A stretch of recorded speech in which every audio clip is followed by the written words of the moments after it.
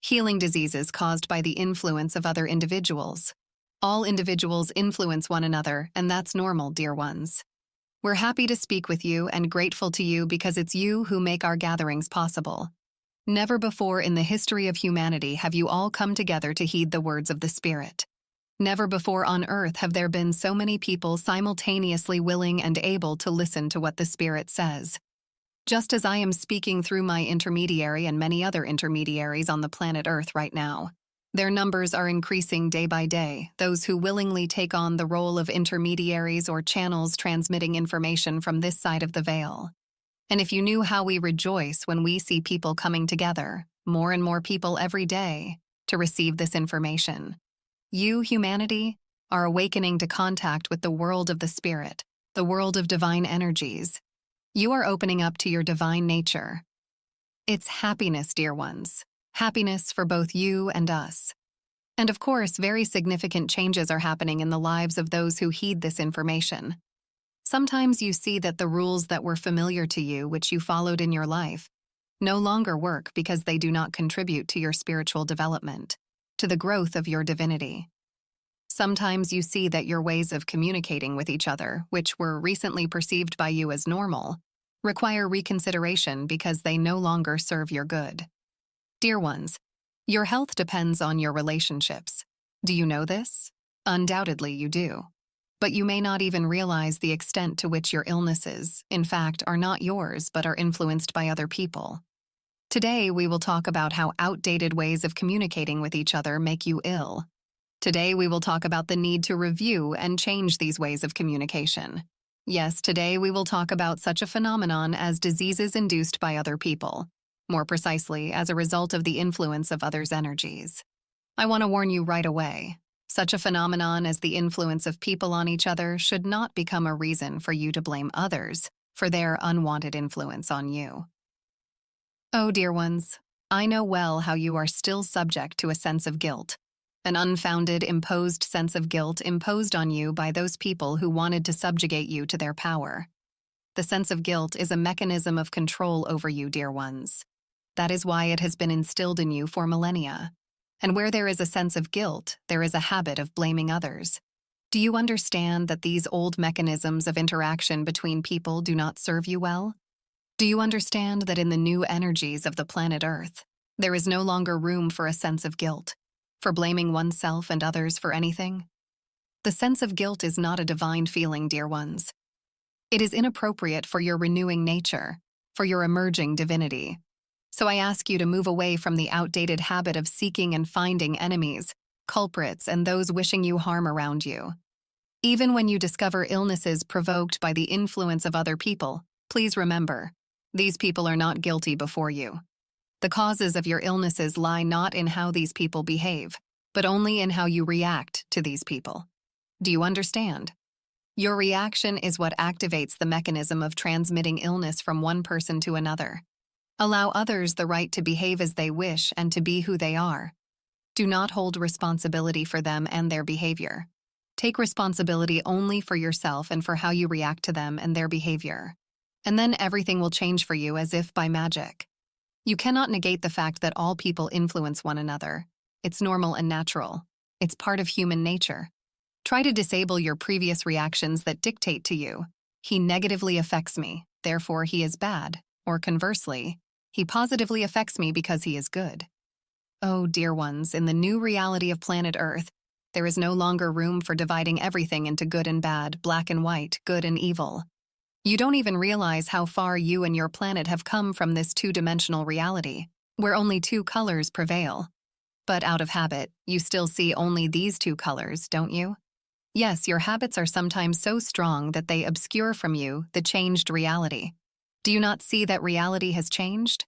What seemed bad to you yesterday turns out to be good today, and vice versa. What appeared to be dense darkness suddenly flashes with light. What pretended to be light turns out to be darkness, and you cannot bear a single unequivocal assessment of the phenomena around you because everything has mixed too much and constantly changes colors and shades, flowing into one another. This is the new reality, dear ones.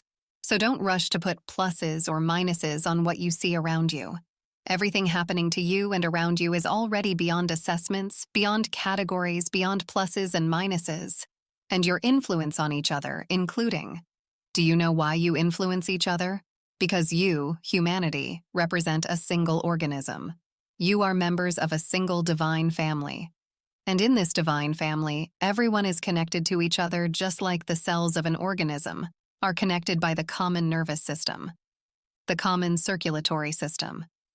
You are connected by invisible threads of communication through which signals from one person to another are transmitted almost instantaneously. This explains phenomena like telepathy, extrasensory perception. This is why you can accurately feel each other's state, mood, sometimes even from a distance. This is why laughter and tears, sorrow and joy are so contagious to you. This is why you can empathize with each other. You yourselves can decide which influences to succumb to and which ones not to. The fact that you influence each other cannot be negated, but you can consciously approach this phenomenon. You can start deciding for yourself which influences you will succumb to and which you will not. Why do illnesses occur caused by the influence of other people? Because you unconsciously submit to the imbalance of other people. When you encounter a balanced, harmonious person, you also succumb to the influence of their harmony, their equilibrium, their light, and you feel noticeably better. Because they show you an example, how to stay in the divine center, and you follow that example. And if you encounter a person who is under the influence of dissonant energies, and you also fall into that dissonance, it only means that you have voluntarily made yourself available to that person, and to diseases, or rather to the carrier of dissonant energies that they are. At that moment, you deviate from your divinity. You allow yourself to be knocked out of your divine center, and thus step out of the protection of divine energies.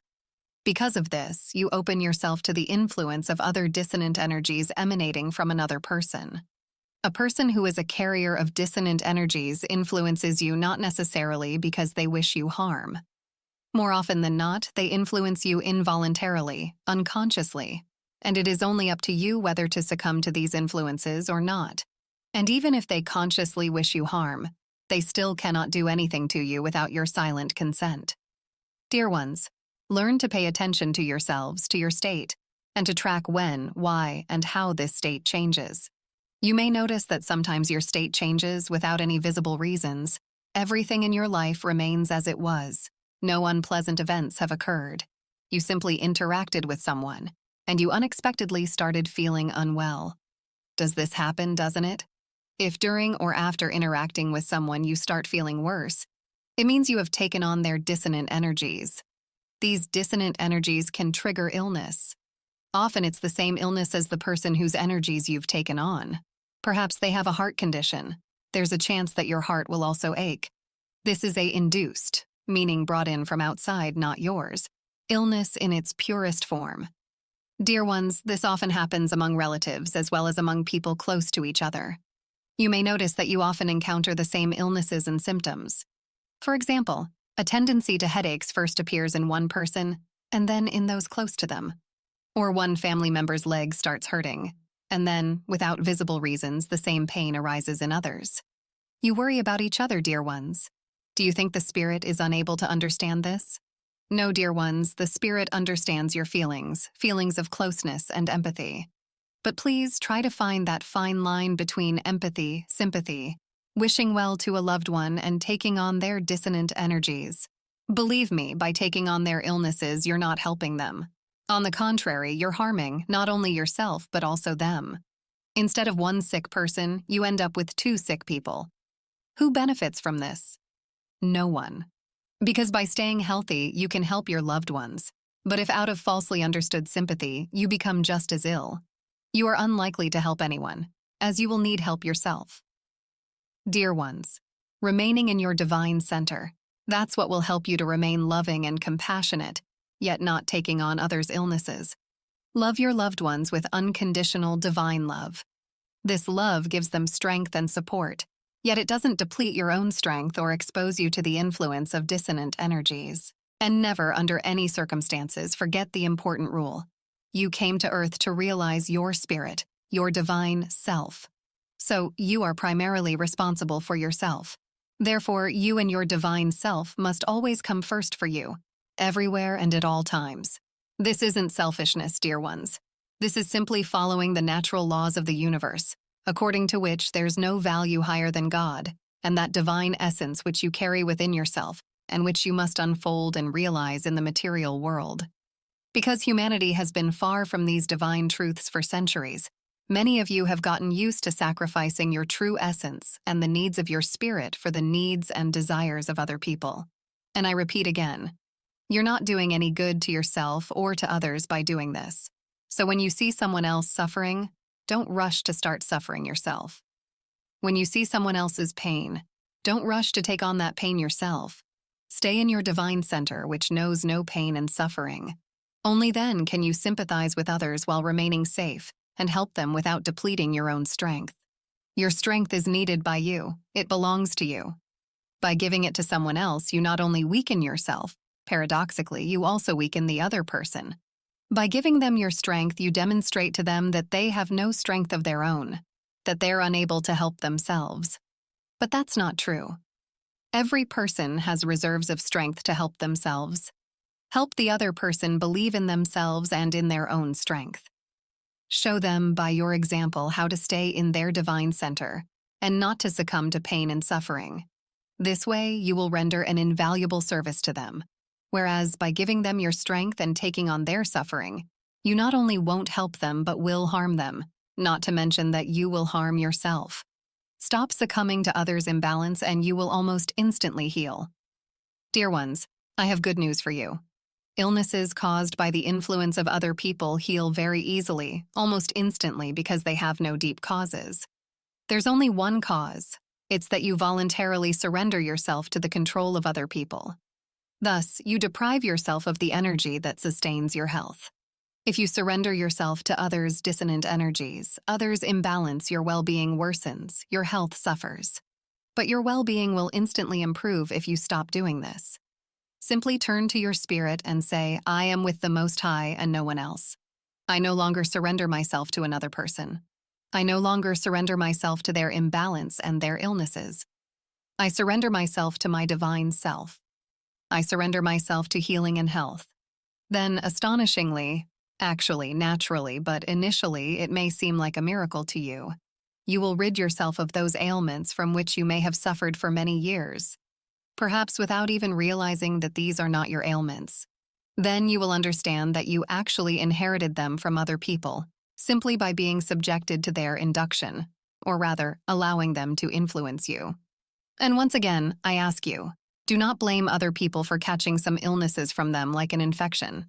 If you blame them, you will continue to remain emotionally connected to them and won't be able to get rid of the illness.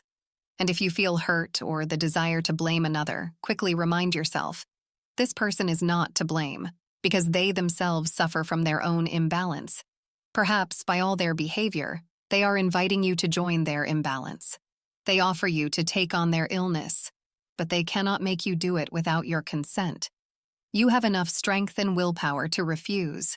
This is the power and will of your divine self. Just be in your divine center. Just be surrendered to your divine self, not to anyone or anything else. And then you will remain yourself, and then you will preserve your strength and your health, and then you will be protected from any imbalance, no matter what happens around you or who is nearby. In fact, everything you learn and everything you need to learn is to remain in your divine center. It takes effort, dear ones. You cannot learn this instantly, although you can ask God to show you how it feels, and you will instantly feel it. But to make it your permanent state, you will have to practice again and again to reproduce this state. This skill, like any skill, requires training. And as you train, it will become easier and easier for you to stay in your divine center.